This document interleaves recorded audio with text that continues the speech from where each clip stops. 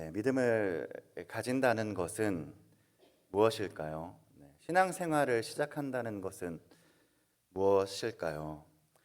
아마도 제일 중요한 것이 주님을 만나는 것일 것입니다. 그리고 주님을 따라간다는 것이 우리의 신앙에서 가장 중요하다고 말할 수 있는 것입니다. 그렇게 주님을 만나고 주님을 따라가는 것이 우리에게 가장 중요하다면, 그렇다면 주님을 따른다는 것은 무엇일까요? 우리는 이 주님을 볼 수가 없으니 추상적이고 내 판단대로 주님을 따르는 것을 떠올립니다. 그래서 대부분 우리는 주님을 따른다는 것을 교회에 출석하는 것으로 생각합니다.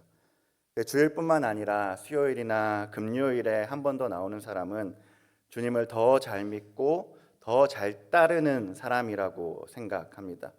그런데 성경에서 주님을 따른다는 것이 무엇이라고 지금 이야기하고 있습니까?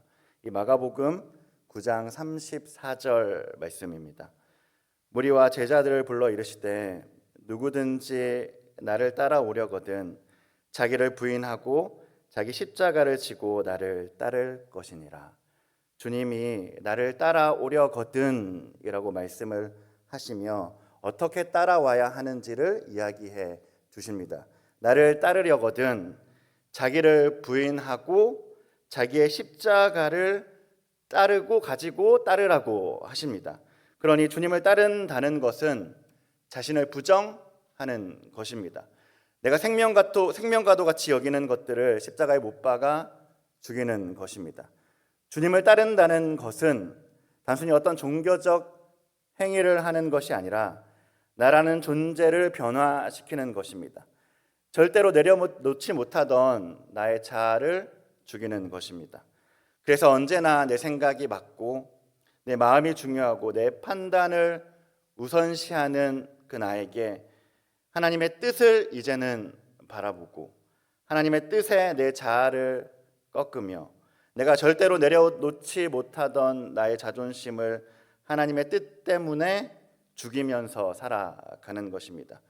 그것이 자기를 부정하는 것이고 자기의 십자가를 지고 주님을 따르는 것입니다. 주님은 이 땅에 오셔서 십자가를 지시는 그 과정 속에서 주님 역시나 자신을 부정하시고 자신의 십자가를 지셨습니다. 그렇다면 주님이 주님의 십자가를 지시는 과정 속에서 어떤 일을 하고 계십니까? 첫 번째로 주님은 그 십자가의 길을 가시면서 가장 가까이서 자신을 따른다는 제자들에게 버림받으셨습니다.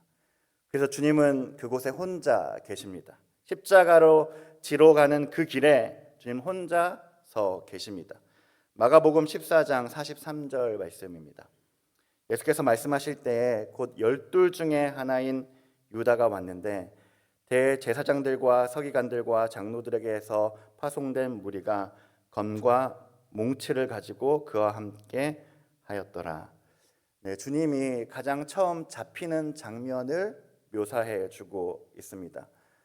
유다를 누구라고 소개하냐면 12 중에 하나라고 소개하고 있습니다. 12 중에 하나라는 것이 무엇입니까? 제자의 그룹을 이야기하는 것이고 가장 주님과 친밀한 자임을 알려주는 것입니다. 언제나 주님을 따르겠다고 고백했던 자들의 무리입니다. 그런데 그들의 배반으로부터 주님의 십자가가 시작되고 있습니다. 그 제자들의 모습이 어떠한지를 보여주고 있는 것이죠. 주님을 따른다고 고백하는 자의 민낯이 어떠한가를 알려주고 있는 것이죠. 그리스도인이라고 말하며 교회에 나와서 예배하고 있는 자들의 진짜 마음이 어떠한가를 우리에게 보여주는 것이죠. 주님을 따른다는 것이 단순히 제자의 이름을 가지고 있는 자에게 부여되는 것이 아니라 철저하게 자신을 부정하고 주님을 사랑하는 자에게만 붙여지는 이름임을 우리에게 알려주고 있는 것이죠. 그래서 처음 주님이 잡히시던 그 밤에 가장 먼저 알려주시는 것이 무엇이냐면 제자라고 불리우는 자들의 민낯입니다. 주님의 십자가는 그 제자라고 불리우는 12 중에 하나의 배반으로 시작되고 있습니다. 그리고 또 어떻게 됩니까? 14장 50절입니다. 제자들이 다 예수를 버리고 도망하니라. 그리고 그 다음에 나오는 말씀입니다. 14장 51절과 52절입니다. 청년이 벗은 몸에 배 혼이불을 두르고 예수를 따라가다가 무리에게 잡힘에 배 혼이불을 버리고 벗은 몸으로 도망하니라. 함께 하겠다고 했던 그 제자들 중에 아무도 없습니다.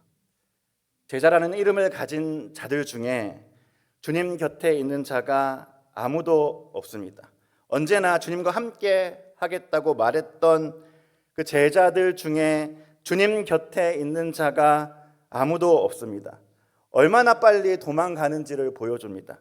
그가 입고 있던 혼이불을 내어놓고 벌거벗은 몸으로 주님으로부터 도망치는 자들이 바로 제자들입니다.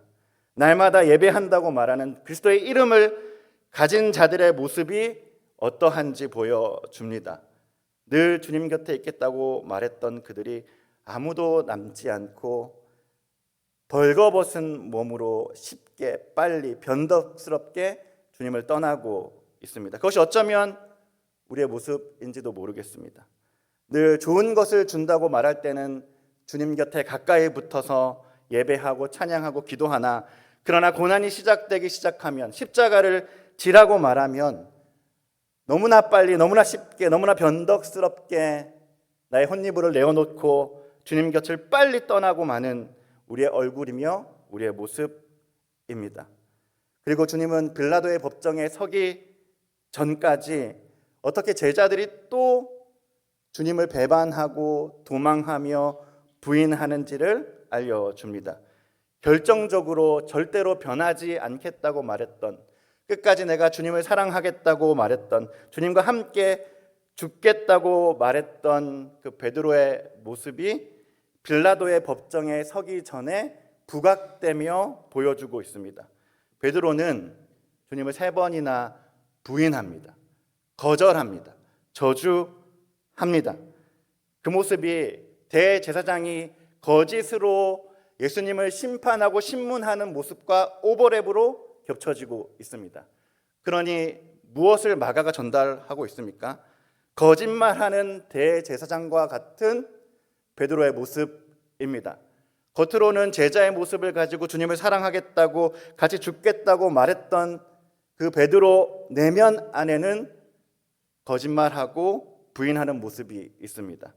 대제사장들도 마찬가지죠. 겉으로는, 외형으로는 거룩하고 경건한 모습을 가지고 있으나 그 안은 거짓으로 가득한 자들이었습니다. 그런데 그것과 오버랩 시키며 제자들의 모습이 어떠한지를 십자가를 지시기 전에 가장 먼저 우리에게, 그들에게 밝히고 있습니다. 사랑하는 여러분, 우리는 누구입니까? 제자의 모습을 가지고 있고 주님을 따르겠다고 말하는 자들 아닙니까? 그러나 주님이 갑자기 우리에게 오셔서 십자가를 지라, 십자가를 지고 너희를 부정하며 너희의 십자가를 지고 나를 따르라 라고 말할 그때에 우리 역시나 베드로처럼, 마치 그 청년 마가처럼, 마치 유다처럼 주님을 배신하고 도망하고 주님을 부인하고 있지는 않으십니까? 그래서 주님은 그 십자가 위에, 십자가에 가는 그 길에 혼자서 그 길을 걸어갑니다. 배신을 겪으며, 도망을 겪으며, 떠남을 겪으며, 부인을 겪으며, 그렇게 주님은 십자가의 길을 걸어가고 계십니다. 사랑하는 여러분, 주님을 따른다는 것은 무엇입니까? 수많은 사람들에게 인정을 받으며 걸어가는 것이 주님을 따르는 것입니까? 아, 저 사람은 너무나 경건해 보인다, 그래서 직분을 받는 것이 당연하다 라는 말을 들으며 걸어가는 것이 십자가의 길을 걸어가는 것입니까? 주님의 십자가는 여러분 무엇입니까? 주님의 십자가는 철저히 혼자 있는 것입니다. 오로지 주님께서 모두의 죄를 짊어지신 것입니다. 우리와 같은 배신자의 죄를, 우리와 같은 주님을 떠난 도망자의 죄를, 우리와 같은 주님을 부인한 자의 죄를 혼자 그곳에서 짊어지신 지시는 것입니다. 그리고 십자가 앞에서, 십자가 위에서 혼자서 자신이 누구인지 증명해 내십니다. 오로지 혼자서 거기서 하나님의 뜻을 순종해 내시며 하나님의 아들임을 온 세상에 증명해 내십니다. 제자들의 인정이 아닙니다. 대제사장들의 칭찬과 인정이 아닙니다. 주님께서는 오로지 혼자 그 십자가 위에서 내가 하나님의 아들임을 증명해 내십니다. 그리고 또한 주님은 우리에게 말씀합니다. 나를 따르려거든 자기를 부인하고 자기의 십자가를 지고 나를 따르라. 여러분, 우리는 누구입니까? 그리스도인이며 주님의 제자입니다. 그 제자라는 이름이 어디서부터 증명되어집니까? 누군가의 인정으로부터 증명이 되어집니까? 그래서 수많은 관계들 속에 어울리며 내가 누구인지 돋보이고 인정받으며 거기서부터 제자라는 이름을 얻게 됩니까? 그런 게 아니죠. 십자가의 길을 간다는 것, 제자의 길을 걷는다는 것, 주님을 따라 간다는 것은 철저하게 혼자서 십자가를 지고 자기를 부정하며 십자가 위에서 내가 누구인지 드러내는 것이죠. 그 십자가를 누구만 질 수 있습니까? 나라는 존재를 드러내는 자는 절대로 질 수 없죠. 왜냐하면 그곳은 배신으로 가득하며 떠남으로 가득하며 부인으로 가득한 곳이니까요. 그래서 십자가는 도저히 사람들에게 인정받는 곳이 아닙니다.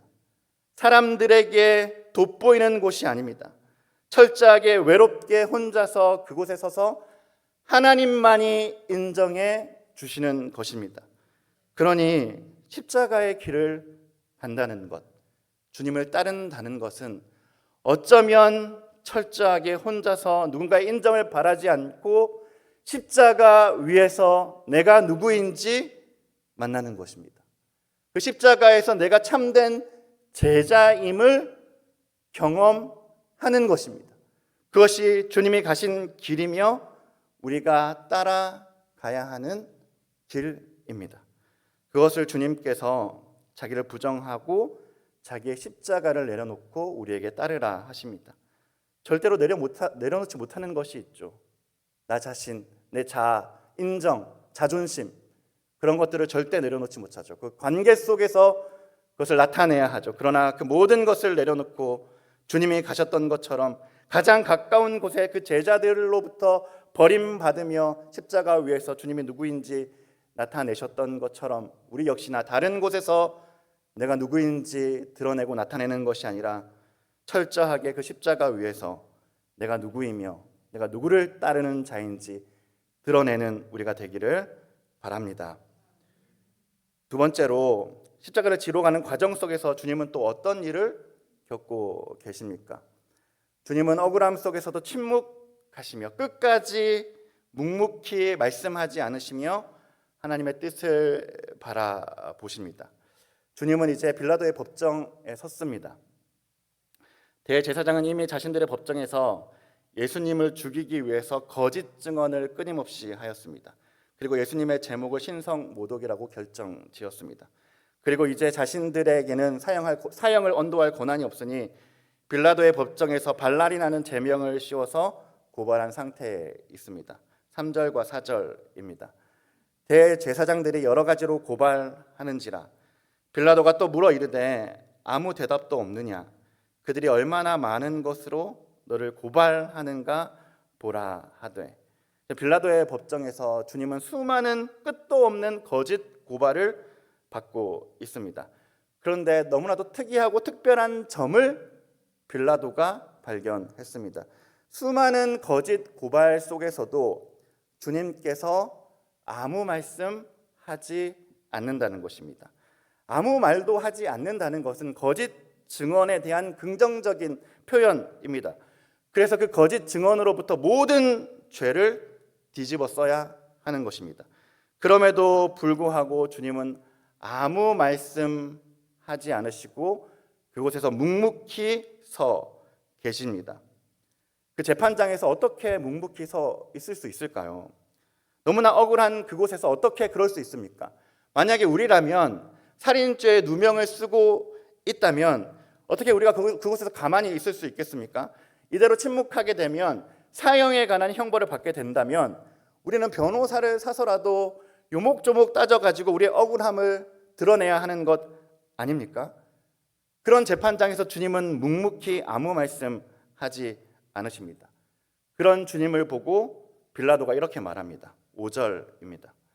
예수께서 다시 아무 말씀으로도 대답하지 아니하시니 빌라도가 놀랍게 여기더라. 왜 빌라도가 아무 말 하지 않는 예수님의 모습을 보고 놀랍게 여겼을까요? 빌라도는 이미 밑에 절을 보면 주님이 죄가 없다는 것을 알고 있었습니다. 그런데 아무 말 하지 않는 그 주님의 모습을 보며 빌라도가 느꼈던 것은 무엇이냐면 이 재판장에 서 있는 이 한 사람이 죽음을 향하여서 가고 있다는 것을 빌라도가 느꼈습니다.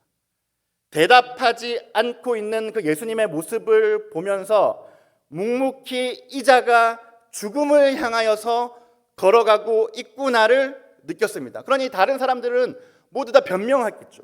모두 다 자신의 억울함을 호소했겠죠. 그러나 이 자는 다르게, 이 예수님은 다르게 묵묵히 그 자리에 서 계시면서 십자가를 향하여 가고 있음을 빌라도가 느꼈던 것입니다. 그래서 그 예수님의 묵묵히 서 계신 그의 모습을 보고 빌라도가 다른 사람들과 다르구나 놀랍게 여긴 것입니다. 주님은 하나님의 뜻을 알았습니다. 겟세마네에서 기도하시며 자신의 뜻이 아니라 하나님의 뜻대로 가게 해달라고 기도했던 주님은 하나님의 뜻이 무엇인지 알았습니다. 그래서 자신을 죽이기 위한 거짓 증언들이 난무하는 그 재판장에서 아무 말씀하지 않으시며 주님이 묵묵히 가고 계신 그 길은 하나님의 뜻이 있는 십자가의 길입니다. 그래서 주님은 잡히신 이후부터 내뱉는 말씀이 거의 없습니다. 점점 주님이 내뱉는 단어들이 20단어, 10단어, 십자가의 끝에 가면 거의 아무 말씀하지 않는 주님의 모습이 드러납니다. 십자가에 가까이 오게 되면 마지막에 내뱉는 절규 말고는 주님은 아무 말씀하지 않으십니다. 주님이 왜 그 십자가로 가는 여정 속에 침묵하시며 아무 말씀하지 않으십니까? 주님이 자신의 뜻을 나타내는 것이 아니라 온전히 아버지의 뜻에 자신을 맡기고 순종하며 나아가는 것입니다. 사랑하는 여러분, 십자가를 진다는 것은 무엇입니까? 십자가를 따른다는 것은 무엇입니까? 지금 이 재판장에서 빌라도 앞에 서 있는 주님이 우리에게 보여주고 있습니다. 인생을 살아가다 보면 억울한 일들이 너무나 많죠. 거짓된 일들이 내 삶에, 내 인생에 덕지덕지 붙어 있죠. 그런 일을 만나게 되면 어떻게 됩니까? 어떤 모습이 나옵니까? 억울하죠. 열이 받죠. 힘이 들죠. 그래서 그 억울함을 참지 못하고 분노하며 화를 내고 흥분하며 내 억울함을 푸는 것에 내 생명을 다해서 말하죠. 언제나 나의 억울함을 푸는 것이 내 초점이 맞춰 있죠. 그러나 주님은 주님의 억울함, 주님의 뜻을 나타내지 않습니다. 그 재판장에서 주님이 보고 있는 것은 무엇이냐면 오직 하나님의 뜻만 바라보고 십자가로 가고 있습니다. 사랑하는 여러분, 십자가의 길을 간다는 것은 어쩌면 억울한 일들 속에서도 묵묵히 하나님의 뜻을 바라보는 것이 아닐까요? 십자가를 따라간다는 것은 주님처럼 내 삶의 모함과 배신과 떠남과 부정함과 부인들이 가득할지라도, 거짓 증언들이 가득할지라도, 때로는 우리의 인생 속에 조롱들이 가득할지라도 그것들을 없애고 오해들을 해소하는 것이 아니라, 그것들을 바라보는 것이 아니라 오직 하나님의 뜻을 바라보며 묵묵히 주님의 길을 걸어가는 것, 십자가의 길을 걸어가는 것, 그것이 주님을 따라가는 길이며 십자가의 길입니다. 사랑하는 여러분, 우리에게도 수많은 일들이 있습니다. 때로는 억울하기도 하고 거짓된 일을 만나기도 하고 때로는 누구와 비교하여 버림받기도 하고 때로는 인생이 채찍에 맞은 것처럼 고통스럽기도 합니다. 그때 잠이 오지 않습니다. 그때 그 말을 할 걸이라고 생각이 납니다. 답답하고 우리의 숨통을 조여옵니다. 그때 우리가 기억해야 할 것은 주님이 걸어가셨던 십자가의 길입니다. 묵묵히도 대꾸하며 걸어가시는 것이 아니라 오직 순종하며 십자가의 길을 걸어가셨던 주님을 따라가는 삶, 그건 역시 자기를 부정하고 나의 십자가를 지고 주님을 따라가는 삶인 것입니다. 그러니 주님이 우리에게 말씀하시는 것처럼 나를 따라오려거든 자기를 부정하고 자기의 십자가를 지고 따르라 라는 그 주님의 음성을 듣고 끝까지 주님의 십자가를 짊어지고 따라가는 우리가 되기를 소망합니다. 우리 다 함께